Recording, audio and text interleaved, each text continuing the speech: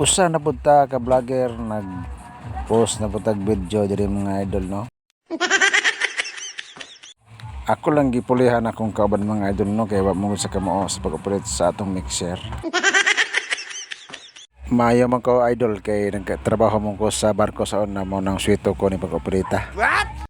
Ug ako na pong gili ang bukana sa bulkan mayon mga idol no nang lagsik mo ng mga kayo mga idol mo itong napatras ko gamay.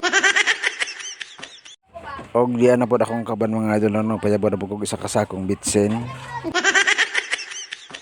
Og ni dool na po si Osme og nangutana siya mga idol og pila kuno ka sako nga asin.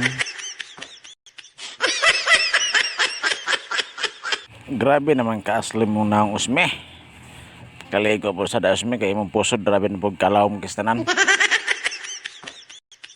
Ug ako na po nang ibo mga idol no kay naluto naman ang timpla nga among gi-mix-mikos mga idol no. First load mga idol no usa na pud kasakong bitsin. Luya na ang bibi oy. Gipasibat ni Osme kay sumul ko no kayo siya og naong mo nang si Osme na lang ang nasa sa kasakong pulbos.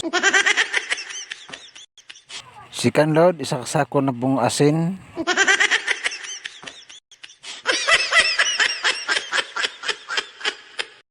Gwapo man posisyon bibi oy, buro man si Taiche.